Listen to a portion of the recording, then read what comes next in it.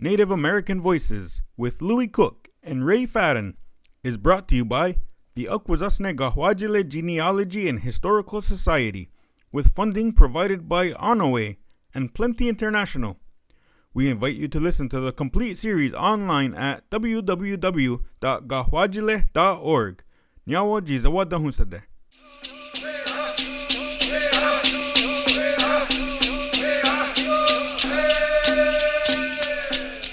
Seego, Skanagoako. Greetings, we hope that things are well with you. I'm Louie Cook. Welcome to this program about the native peoples of the Americas. An important part of Native American oral history are the lesson stories. From these stories, one can learn much about the cultural values of the native peoples. In our series from the Six Nations Museum, Mohawk elder Diana Tolo, Ray Fadden, tells us why it does not pay to cheat to get what you want, and why it is important to have respect for the elders. He also comments on the methods traditional Indian people use to discipline the young. You are invited to stay with us to hear from Mohawk elder Ray Fadden on Native American Voices.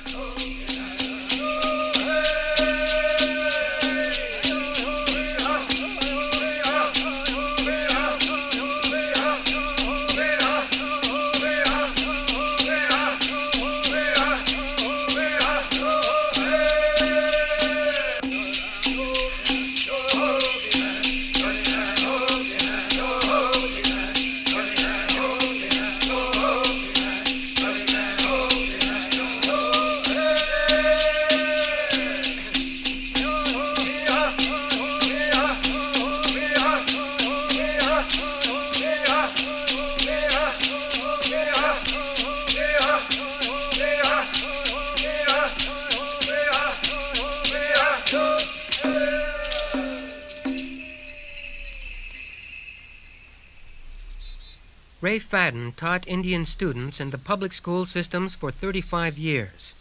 He gave his Iroquois students an understanding of their history and pride in their culture. When he retired, he and his wife Christine founded the Six Nations Museum next to their home in the Adirondack Mountains near Onaway, New York. The three-room museum was hand-built by Ray Fadden. The walls are decorated with beaded record belts, charts and posters, traditional clothing, and artifacts from various native nations. Over the last 50 years, Ray has put into print and illustrated much of the Iroquois oral tradition which had never been written down. In a lifetime of work with young people, he has made extensive use of Iroquois stories to teach culture, history, and philosophy. There seems to be no end to the number of stories he knows, and his early work has been very valuable in collecting school curriculum materials today. In native societies, stories have been a principal means by which culture is transmitted to the young.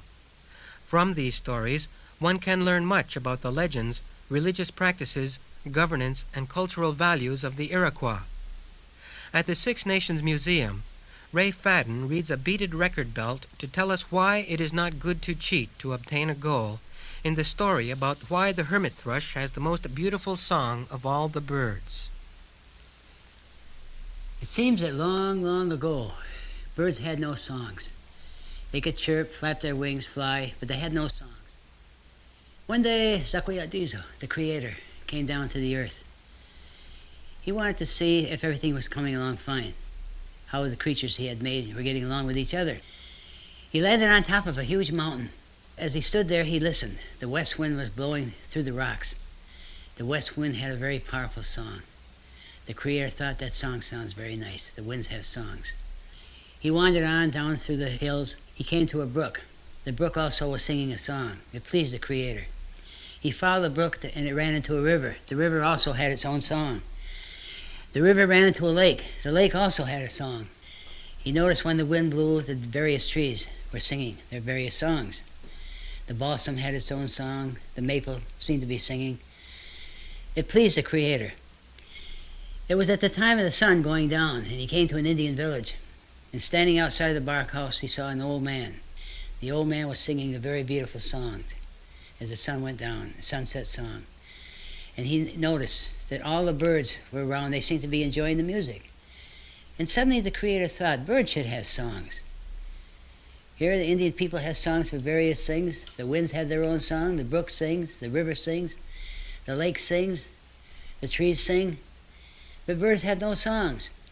Now in that ancient day, it was possible for the Creator, when he wanted to talk to the bird people, or to the animal people, or to the forest, or to the Indian people, it was possible in those ancient days, the world was pure. It was possible for him to call a council to whichever kind of being he wanted to speak to.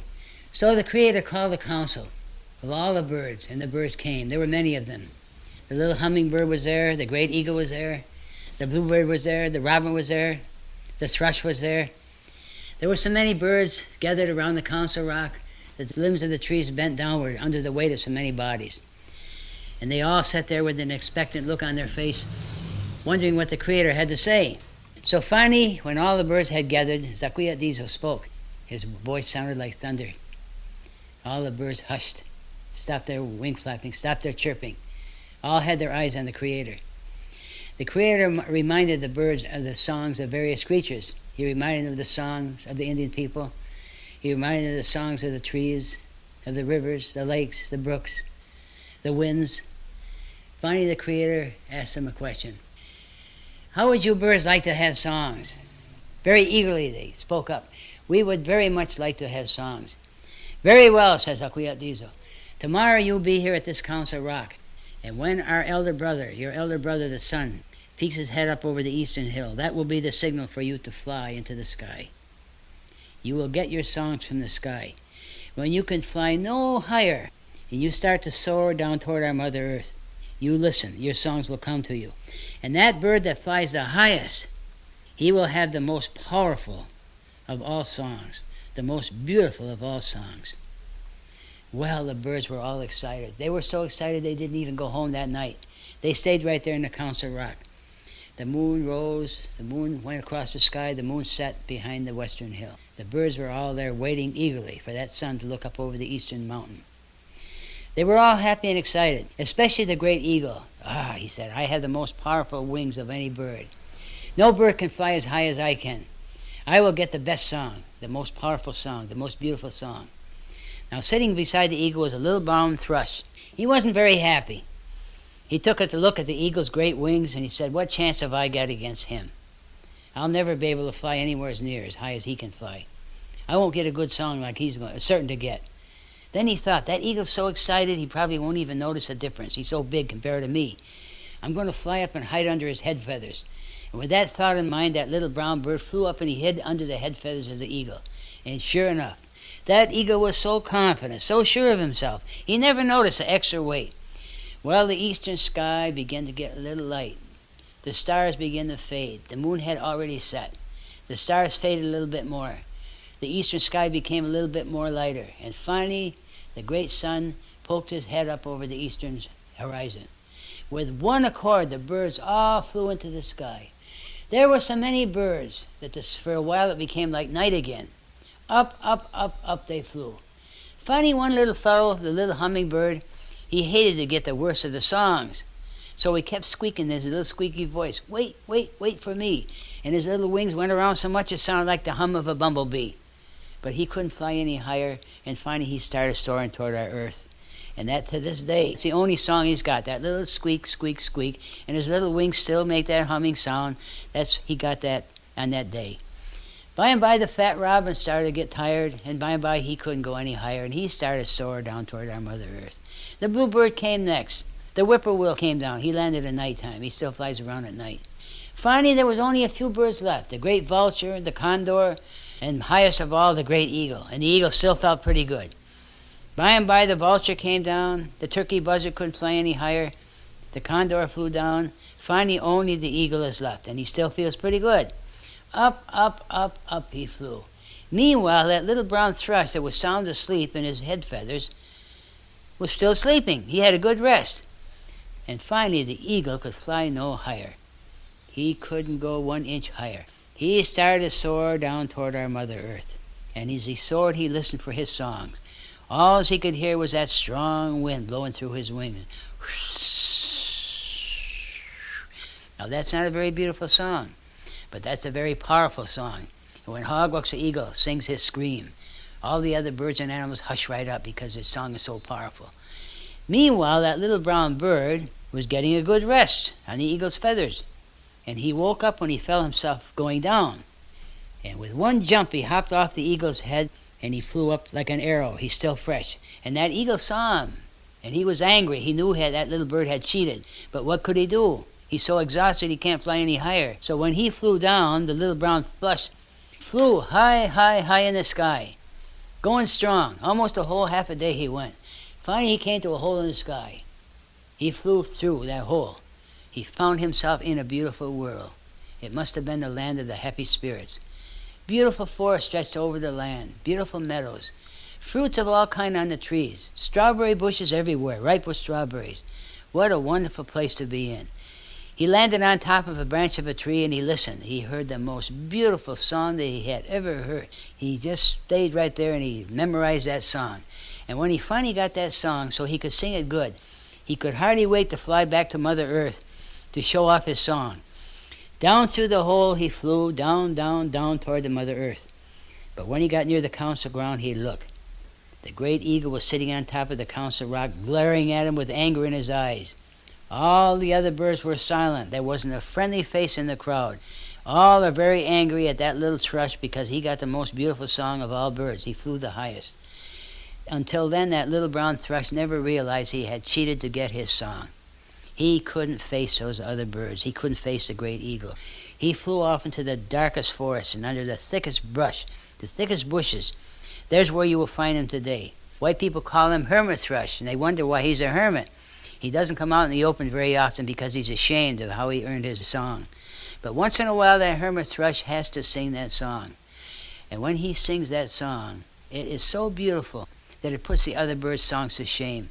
Other birds hush right up when the hermit thrush sings because he has the most beautiful song of all birds. It's a song from the spirit world. And that's why hermit thrush is a hermit, why he's so shy. He can't face other birds. He cheated. So you young people that listen to this story, when you have a goal or something, don't cheat. It's not worth it.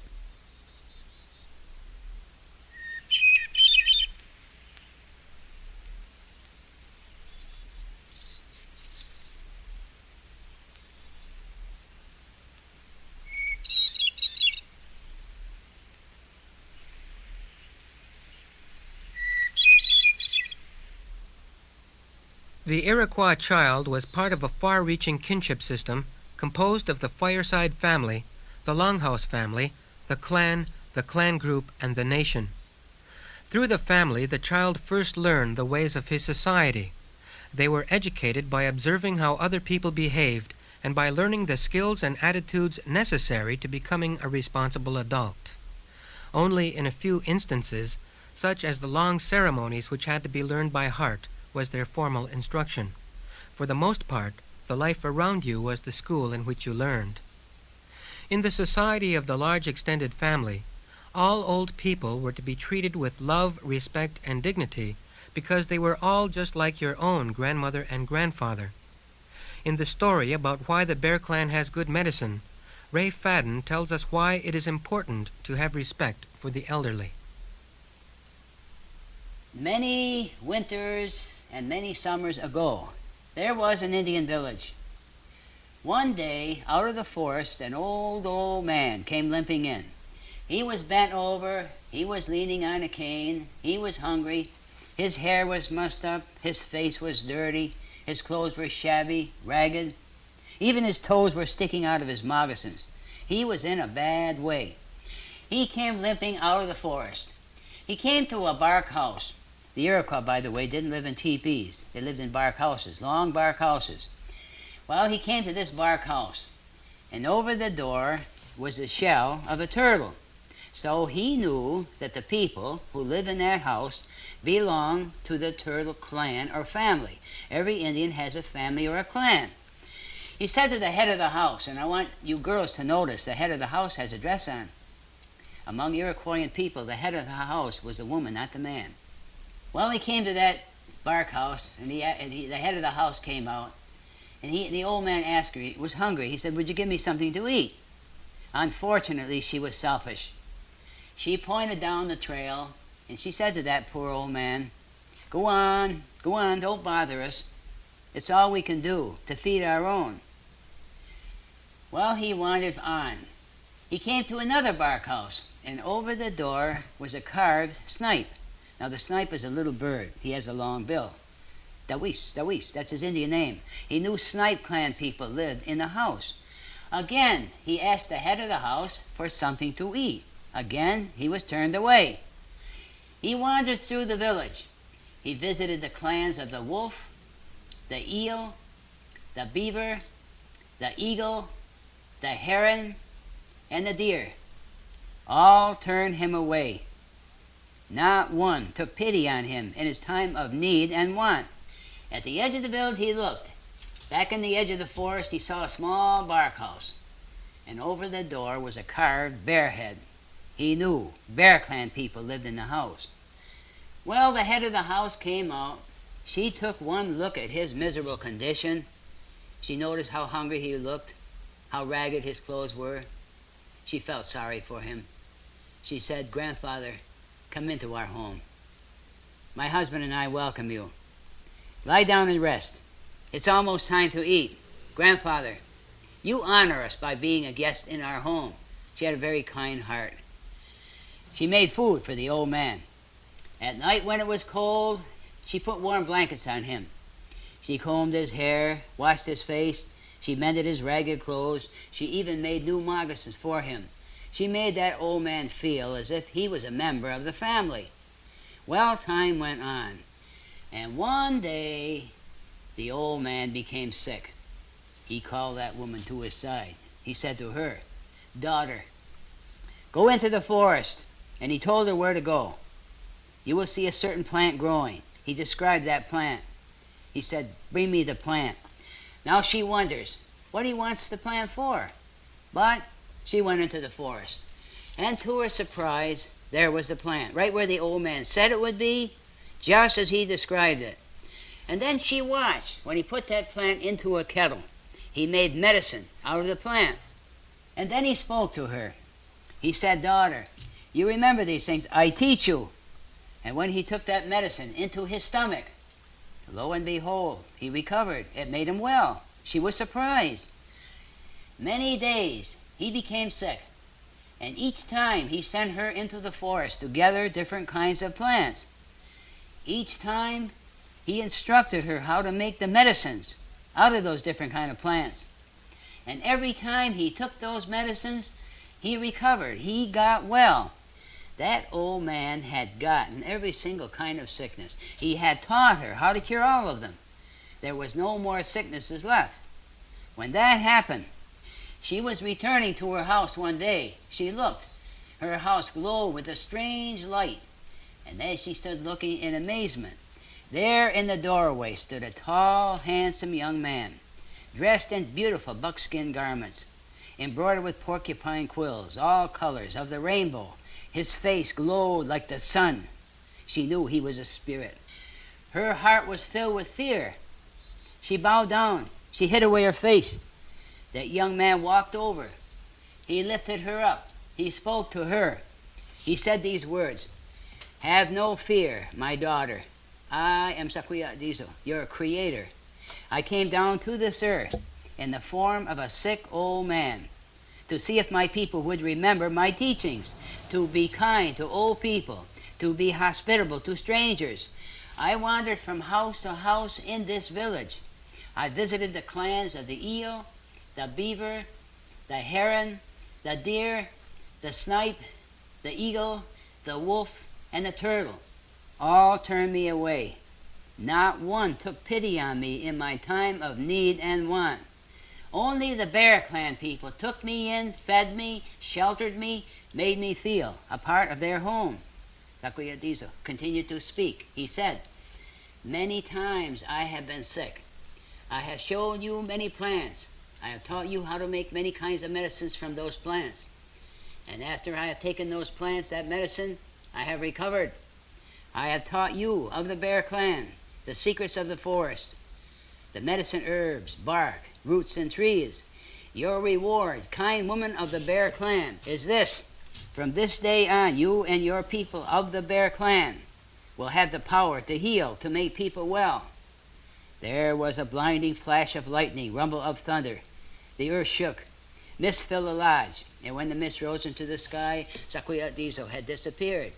But from that day to this day, young persons, the doctors, the medicine people, both men and women, they who have the power to heal, to make people well, have almost, not always, but almost always belonged to the clan of the bear, because of their ancestor, that kind-hearted lady, long, long ago, who welcomed Hawaneo, the Great Spirit, when he came to this earth in the form of a sick old man.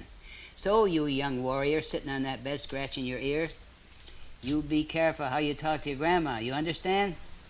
Who knows, Sakwiyatizo could be hidden in that mosquito buzzing over your head, looking out of that mosquito's eyes at you. He sees everything you do. You can't hide from him. Oh yeah, oh yeah, oh yeah, oh yeah, oh yeah, oh yeah, oh yeah, oh yeah, oh yeah, oh yeah, oh yeah, oh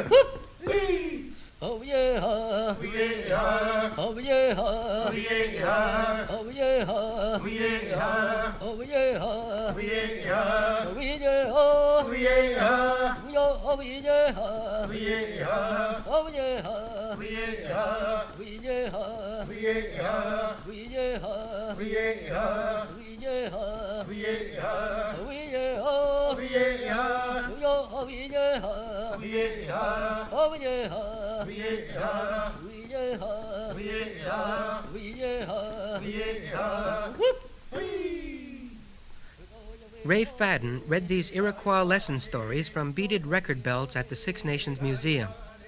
These belts are made of glass seed beads with images woven into the belt that serve as reminders of the details in a story. The symbols on the belts are simply notes in pictographic writing, picture writing, and most peoples of the world wrote this way at some time in their history. Many people think that the beaded record belts at the museum are wampum belts. They're not. A wampum belt is an entirely different kind of a belt with a different kind of bead. Wampum beads were made from the shell of a clam called the quahog shell clam. By its origin, wampum is linked to truth, memory, communication, and ritual. Wampum belts and wampum strings were used to record laws, historical events, and other important matters. The wampum beads were arranged by colors and designs to serve as an aid to memory. Words talked into the wampum had to be true.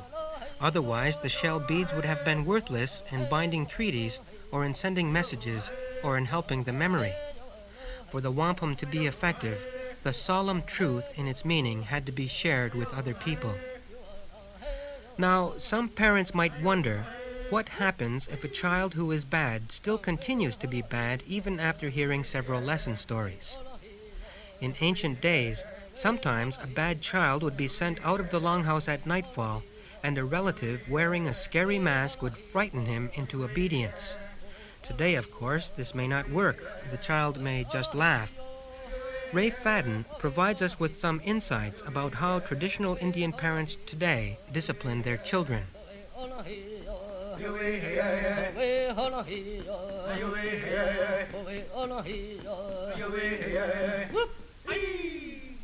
Now if, after several lesson stories, he still insisted upon being rude to his grandmother, the parent takes water in their mouth, and out of the corner of their eye they watch that little boy close.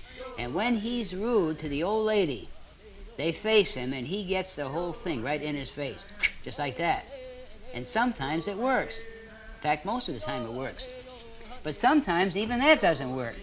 So he would be taken down to the lake or the river. And if there's no lake or river, the dishpan or water bucket will do. He would be ducked head first right in that water. Now they don't hold him there. They just duck him and pull him out. Now if by any chance that little boy cried out in fear, some little children might get panicky, alarmed, terrified. If they saw that was going to happen, they don't duck him. They go to the next and final punishment. And the final punishment always works, never fails. And it's this. He doesn't exist.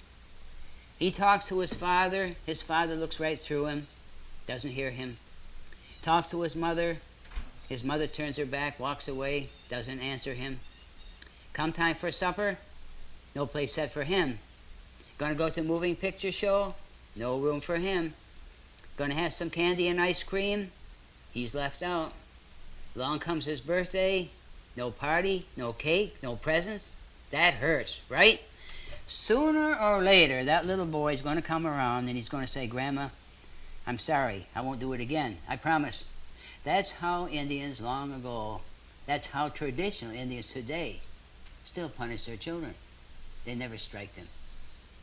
They never strike them. They try to reason with them. Mohawk elder and educator Tiana Tolu, Ray Fadden, at the Six Nations Museum in Onaway, New York, talking about the ways that traditional Native peoples discipline their young.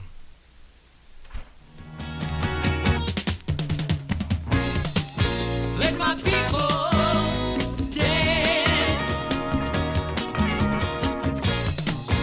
Let my people sing. Let my people dance. Let their voices ring out. You've been listening to Native American Voices, which is produced in the studios of North Country Public Radio, WSLU-FM, in Canton, New York. Our series of talks and stories from the Six Nations Museum was produced with a grant from the New York Council for the Humanities. We heard Iroquois social dance songs from the Six Nations singers. Our thanks to Dr. Robert Wells at the St. Lawrence University for his assistance in preparing these materials. Recordings were done at the Six Nations Museum in Onaway, New York by WSLU engineer Joshua Sacco. The associate producer for this series is Peggy Berryhill. I'm Louie Cook, your host and producer, inviting you to join us again next time. Until then, I say, Skano, peace. Let my people chant. Let my people sing. Let their voices ring. Let my people dance. Let their voices ring. Let my people sing. Let my people dance.